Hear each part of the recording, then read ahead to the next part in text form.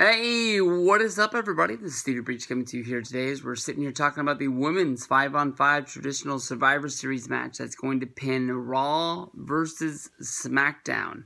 I already tore apart the Monday Night Raw men's team, and now it looks like we're going to have to look over at the women's team for Monday Night Raw as well. And Monday Night Raw just isn't putting stars together to build this show. It's really exposing them to the point where you can really tell that Ronda Rousey's probably going to have that WWE Women's Championship on Monday Night Raw for a long time, because they just don't have any competitors that you can put up against her that are going to mean anything.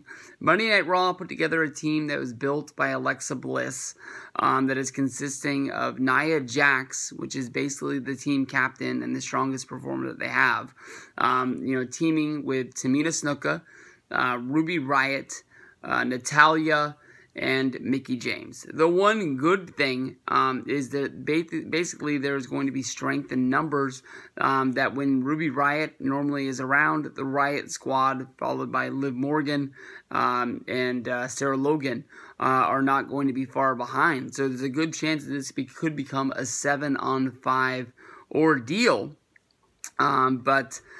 Basically, when it comes down to it, you've got the Riott Squad fighting with Natalya. You've got the team of Nia Jax and Tamina Snuka, who look like they're going to be building up for some sort of a women's tag team championship run sooner than later, if those belts ever come to be.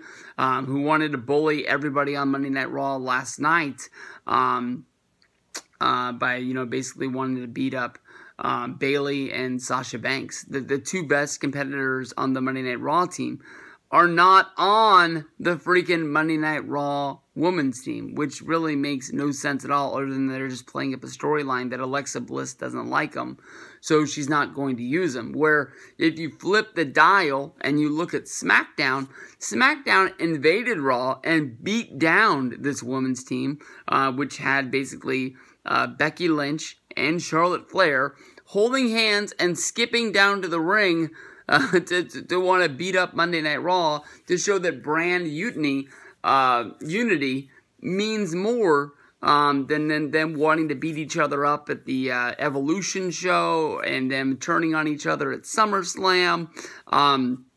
They're able to put everything that's between them behind them to show that the SmackDown brand is stronger than anything else. So those two, maybe it's because the Monday Night Raw writers have these writers and the SmackDown writers have these writers, that basically they led up to Survivor Series, building up their teams in different ways. But SmackDown does have one more open spot. How if it is not filled by Charlotte Flair, I have no clue. There is a good shot that Sonya Deville could have her team partner Amber Rose fill in, or Mandy Rose. Amber Rose is a rapper, isn't she? I don't even know how the hell I knew that name. But Mandy Rose wants to fill that spot. This team is basically led by Asuka, Naomi, who's got some big wins throughout the year, but not a championship win, and then also Carmella, who faded into obscurity since losing the Women's Championship quite a few months ago.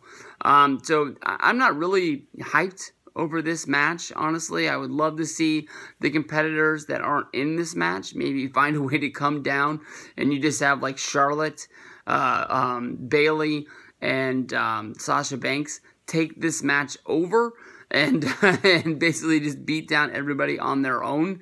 Maybe become the free agent team or something like that. But as of right now, the 9 competitors in this match are probably 9 of the weakest competitors they have on the whole women's roster.